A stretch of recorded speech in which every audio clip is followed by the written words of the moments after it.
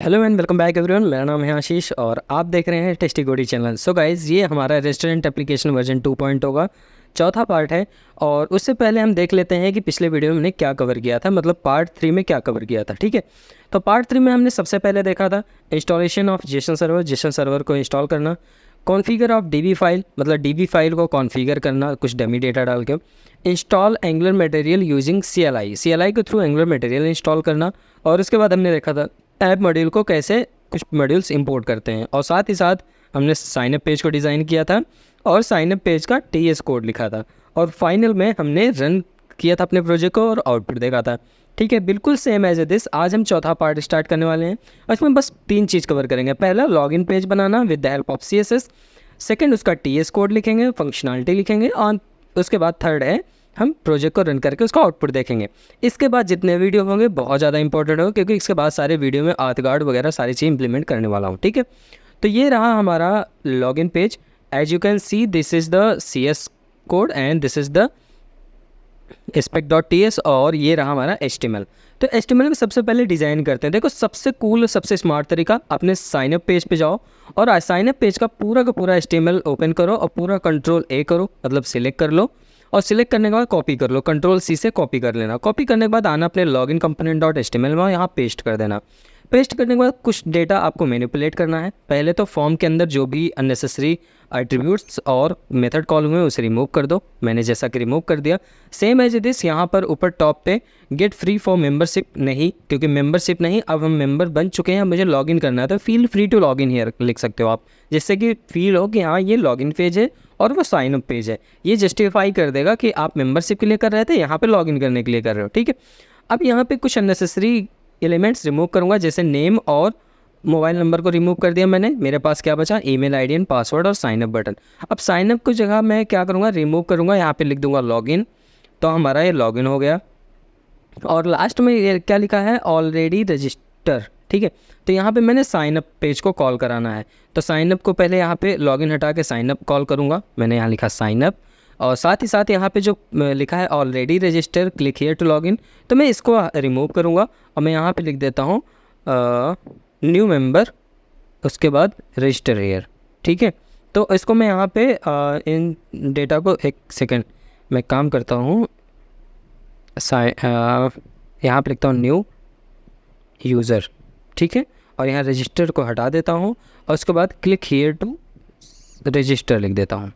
ठीक है, तो ये टेक्स्ट मतलब बहुत अच्छा फील होगा। अब आप सेव करके जब आप जैसे लॉगिन में इस पर क्लिक करता हूँ, लॉगिन पेज पे आप देख सकते हो पेज हमारा बन के तैयार हो गया, एकदम सिंपल और इजी स्टेप में। ठीक है, अब इसकी डिज़ाइनिंग का CS पार्ट कॉपी करेंगे, सेम एज इट पेस्ट कर लेंगे अपने उसमें अपने लॉगिन कंपोनेंट डॉट, मतलब पहले साइनअप पेज पे आते हैं, पूरा कार्ड का CS कोड कॉपी करते हैं, CSS कोड, और अपने लॉगिन कंपोनेंट के CSS पे आते हैं और यहाँ पे पेस्ट कर देते हैं। कुछ भी नहीं करना आपको, कोई चेंजेस नहीं करना, बस हाइट को चेंज करना पड़ेगा। ठीक है, देखो ये देखो इतनी लंबी सी हाइट आ रही है क्योंकि उसके हाइट के हिसाब से पकड़ रहा है। तो मैं यहाँ पे 320 कर दे रहा हूँ, आई थिंक इट्स फाइन। तो 322 पिक्सल हो गया और ये सफिशियंट है। ठीक है, अभी हमारा लॉगिन पेज कुछ ऐसा दिख रहा है। इसको बाद में हम अच्छे से डिज़ाइन कर लेंगे, इसके लिए बहुत पैनिक मत होना। लास्ट पार्ट मेरा इसी पे बनेगा जिसपे हम फाइनलाइज करेंगे प्रोजेक्ट को। ठीक है, तो यहाँ पे हमारा लॉगिन पेज बन के तैयार हो गया। अब बात आती है TS कोड लिखने के। तो TS कोड के लिए भी हम सेम कॉपी पेस्ट ही करेंगे, कुछ चीज़ें चेंज होगी बस दिखाते हैं। हम आगे साइनअप पेज कंपोनेंट.ts पे, और यहाँ से हेडर पे जितने चीज़ें हमने इंपोर्ट कर रखी हैं, जितनी लाइब्रेरी जितने पैकेजेस हमने इंपोर्ट कर रखा है, इन सारे पैकेजेस को कॉपी करना है, लॉगिन कंपोनेंट.ts पे आना है और आपको पेस्ट कर देना है, सेम टू सेम पूरा, कुछ भी चेंज नहीं करना। उसके बाद आना है फिर से साइनअप पे, कंस्ट्रक्टर का पूरा कोड आपको कॉपी करना है, कंस्ट्रक्टर के अंदर जो भी हो पूरा कॉपी कर लेना है। कॉपी करने के बाद बल्कि ng-on-init का भी कोड कॉपी कर लेना है और आके अपने लॉगिन कंपोनेंट.ts पे पेस्ट कर देना है।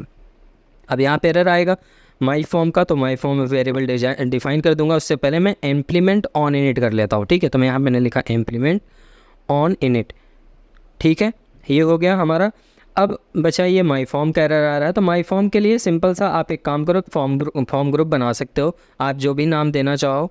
ठीक है, उस नाम का आप फॉर्म ग्रुप डिफाइन कर सकते हो। मैं यहाँ देता हूँ फॉर्म वैल्यू। ठीक है, क्योंकि फॉर्म की वैल्यू है। और एक चीज़ और ध्यान देना, इसको सबसे पहले कॉपी करता हूँ, इसको डिफाइन कर देता हूँ जिससे कि एरर दूर हो। Form value explanation colon form group. ठीक है, परफेक्ट, नाउ एरर गॉन। तो अब हमारे पास क्या है, नेम नहीं चाहिए मुझे, मोबाइल नहीं चाहिए मुझे, इन दोनों को रिमूव कर दिया। उसके बाद हमारे पास क्या बचा, email ID and password. Great. अब हम लिखने वाले हैं मेथड किसके लिए, लॉगिन करने के लिए। जैसे user ID sorry email ID and password डालेगा यूज़र, तो साइन अप पेज के डेटाबेस पे जाके चेक करेगा कि क्या वहाँ पे ये ईमेल आईडी पासवर्ड मैच कर रहा है। अगर मैच कर रहा है तो लॉगिन कर दे, मैच नहीं कर रहा तो एरर रिटर्न करे। ठीक है, तो उसके लिए मैं लॉगिन मेथड बना रहा हूँ this.http। और एक चीज़ ध्यान देना, साइन अप करते समय मैंने पोस्ट मेथड यूज किया था, यहाँ गेट यूज कर रहा हूँ। पोस्ट करना मतलब किसी डेटा को इंसर्ट कराना, ठीक है, एकदम सिंपल से वर्ड में। और गेट करना मतलब डेटाबेस से ले लेना, मतलब उसका रिकॉर्ड्स निकालना। ठीक है, तो मैंने यहाँ पे सिंपली ये साइन अप वाली एपीआई को मैं कॉपी करूँगा, क्योंकि इसी में से हमें मैच कराना है, तो यहाँ पे सिंपली मैं पेस्ट कर दूँगा। यहाँ पे एक चीज़ बहुत ध्यान से समझना, एक चीज़ मैं यहाँ इंप्लीमेंट किया हूँ, हो सकता है वो आगे तुम्हारे काम आ जाए किसी। ठीक है, डॉट सब्सक्राइब, कोई भी मेथड को हम फायर करते हैं, कोई एपीआई कॉल करता है तो उसे सब्सक्राइब करके उसका रिजल्ट लेते हैं। तो मैंने RES मैं रिजल्ट लिया, और यहाँ पे मैं एक वेरिएबल लेता हूँ। ठीक है, एक वेरिएबल लूँगा यूज़र नाम से, और इज़ इक्वल टू, अब देखो यहाँ पे मैं क्या कर रहा हूँ, रिजल्ट डॉट फाइंड। देखो मैं एक्सपेक्टेशन रख रहा हूँ कि जो पीछे से डेटा हमारे पास आएगा वो एरे के फॉर्म में आएगा। ठीक है, क्योंकि फाइंड और फिल्टर हमेशा एरे में यूज़ किए जाते हैं, तो मैं एक्सपेक्टेड कर रहा हूँ कि एरे में आएगा। तो मैं यहाँ पे डेटा को फाइंड कर रहा हूँ। फाइंड कैसे कर रहा हूँ, यूज़र डॉट फाइंड, मतलब यूज़र में जो भी डेटा उसमें फाइंड करो। क्या, एक ए नाम का वेरिएबल लिया, और उसके बाद मैं रिटर्न करा रहा हूँ a dot email is triple equal to जो हमारा this dot form value dot value dot email, मतलब जो हमारा ए का ईमेल है, ए वेरिएबल के अंदर जो ईमेल की फील्ड है, क्या सेम हमारे जो मैं ईमेल इंसर्ट किया हूँ उसके बराबर है, सेम चीज़ है, same data type, same text है, तो फिर रिटर्न करें। एंड सेम इसी तरीके से मैंने पासवर्ड के लिए भी लिखा, a dot password triple is equal to this dot form value dot password. ठीक है, क्योंकि फॉर्म वैल्यू के अंदर वैल्यू होगा, वैल्यू के अंदर हमारा पासवर्ड नाम का फील्ड मिलेगा, और ए के अंदर भी हमारा पासवर्ड नाम का फील्ड मिलेगा। ठीक है, अगर ये सारी चीज़ सेम हो तो एक काम करो, एक मैं अब यहाँ पे फिर से एक मेथड दे रहा हूँ कि अगर है सेम मैच कर जाता है, मतलब यूज़र हमारे यूज़र पे डेटा आ गया, तो हमें मैसेज दिखा दो कि लॉगिन सक्सेसफुल हो गया है। अगर नहीं आता है तो उस केस में हमें एरर दिखाओ कि क्रेडेंशियल एरर है, कुछ एरर है। ठीक है, ऐसा कुछ एरर मुझे बताओ कि हाँ डेटा मैच नहीं हुआ है। तो मैं यहाँ पे कंडीशन लिखता हूँ, इफ़ यूज़र, अगर यूज़र में डेटा है और डेटा मैच हुआ है तो यहाँ पे अलर्ट करा दो। अलर्ट में क्या कराना है, यूज़र सक्सेसफुल लॉगिन। ठीक है, और यहाँ पर मैं एल्स कंडीशन डालूँगा, अलर्ट, अभी ऐसे डमी दिखा दे रहा हूँ, अभी लिख दूंगा इसमें, इसको अच्छे से क्लियर पूरा लिख दूंगा। ठीक है, यूजर नॉट फाउंड, सिंपल सा भी मैसेज लिखा हूँ, अभी क्रेडेंशियल के लिए लिख दूंगा कि क्रेडेंशियल में मैच नहीं हुआ, ऐसा कुछ। और उसके बाद थर्ड पॉइंट, एरर। ये एरर जो होता है हमारा कॉल बैक एरर है। कॉल बैक एरर तब और करेगा जब कोई सर्वर से अनएक्सपेक्टेड URL हिट हो जाएगा, या अनएक्सपेक्टेड कोई एरर्स जनरेट होगा, तो उस केस में समथिंग वेंट रॉन्ग का मैसेज आएगा। ठीक है, तो यहाँ पे 3 एरर चलेंगे, इफ़ कंडीशन, एल्स कंडीशन और कॉल बैक एरर। ठीक है, तो ये तीनों एरर हमने यहाँ पे दिखा दिए। अब इसको हम सेव कर लेते हैं। अब पहले इस फॉर्म वैल्यू को कॉपी करते हैं, इसको अभी अपने HTML में बाइंड कर देते हैं फॉर्म ग्रुप से, नहीं तो नहीं हिट होगा।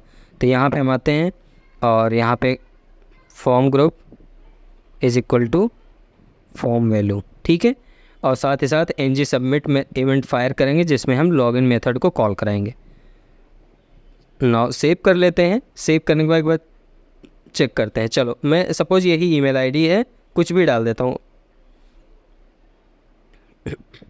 क्योंकि ये रिकॉर्ड्स तो हमारा डेटाबेस में नहीं है। ठीक है, मैंने डाल के जैसे हिट किया आप देख सकते हो कोई एरर नहीं आ रहा, इसका मतलब कुछ एरर है। अब वो एरर ऐसा है जो हमारा मतलब जो एरर है, एरर कंसोल भी नहीं पकड़ पा रहा। देखो यहाँ पे 304 एरर है। 304 एरर तब आता है जब आप अनएक्सपेक्टेड ऐसा एरर होता है जो कि हमारा कंसोल एडिटर भी नहीं पकड़ सकता, ना आउटपुट में आपको वहाँ तक पूरी वैल्यू, पूरी मतलब पूरा कोड जब रीड नहीं कर पाएगा तब ये वाला एरर आपको दिखाई देगा। ठीक है, तो चलो इसको देख लेते हैं, समझते हैं कि क्या एरर है।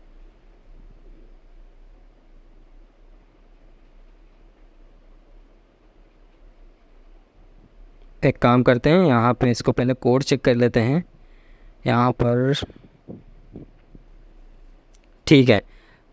अभी भी मुझे थोड़ा सा डाउट ये हो रहा है कि हो सकता है ये फाइंड वाले सेक्शन में मेरा एरर हो सकता है, क्योंकि ज़रूरी नहीं कि डेटा उधर से एरे के फॉर्म में ही आ रहा हो सकता है ऑब्जेक्ट के फॉर्म में आ रहा हो। एक बार मुझे डिबगर लगाना पड़ेगा। अब डिबगर लगाना अगर आपको नहीं पता तो आप इस वीडियो में डिबगर लगाना भी सीख जाएंगे, ठीक है। चलो हम एक काम करते हैं, लॉगिन HTML भी पहले चेक कर लेता हूँ तब डिबगर लगाऊँ, ठीक है। लॉगिन भी हमारा सारा का सारा कोड सही है, कहीं भी हमने कोई गलती नहीं की, ठीक है। अब डिपेंड करता है कि आपका रिज़ल्ट कैसा, वहाँ से पीछे से सर्वर ने रिज़ल्ट क्या भेजा है उस पर डिपेंड करता है। तो एक काम कर लेते हैं हम, आते हैं ब्राउज़र पे, क्लिक करते हैं, नहीं हो रहा, ठीक है।